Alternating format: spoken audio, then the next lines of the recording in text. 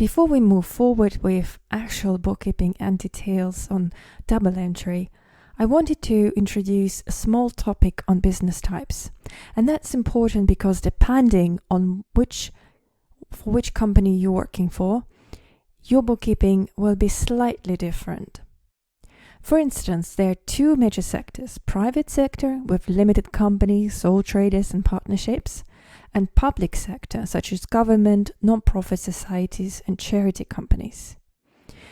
So the small difference between these two is, of course, with the private sector, the main goal for your business or for that limited company is to make profits, and they are very financially driven.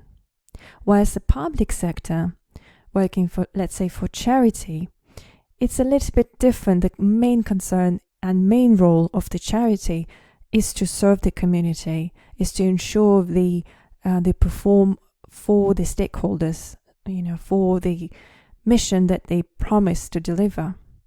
And so, in terms of finances, how they make money is also different.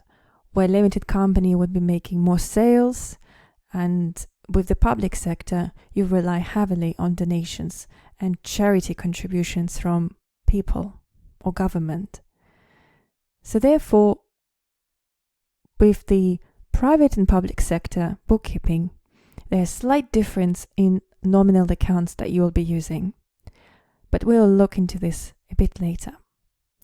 With the private sector, you have unincorporated entities such as sole trader, someone who works for themselves. Let's say a baker who runs the bakery, and basically all income that this person receives is just purely income taxed, same as someone who works for a company.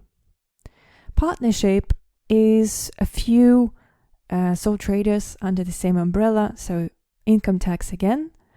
And incorporated, like private limited company or public limited company, they're run by managers, and they also have shareholders who have capital in this company. The corporation tax would be the main tax that the company pays. Could be also VAT and other taxes. So as I mentioned, sole trader, run by one member, unlimited liability for losses. So anything that you lose through your business, it's your individual loss basically. Legal status is business, no regulation, no legislation. Very simple form of the entity. Any revenues you take home and then you charged as an income tax. Financial statements don't have to be disclosed to public, so make it quite easy for the person to run a business.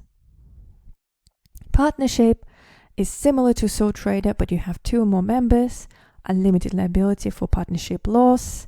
It is a business, and it's governed by written or oral partnership agreement. Of course, better is written. There are legislation such as Partnership Act. Revenue split according to the agreement. Financial statements not disclosed, similar to sole trader. And again, as you can see, partners pay income tax on the profits. With a limited company, as I mentioned, is owned by shareholders. The shareholders are not necessarily managers, but quite often they are. It is limited liability for investment only, so you can only lose whatever you invested. Legal status separately entity from the owners. Regulations such as Article of Association, Companies Act 2006. So before you start a business as a limited company, you need to set up Article of Association on the company's house. Revenue belongs to the company. So therefore, when you would like to take monies as the shareholder, it would be dividends, or if you're working for the business, it would be in the form of salary. Financial statements disclosed to public, although that can be abbreviated, so don't have to disclose all of the statements. And as I said, corporation tax is what you pay on your profits. And just to mention quickly here that shareholders receive dividends and salary received by managers, for instance, and those be income tax. So as you can see, this is a big difference between two. Income tax and corporation tax.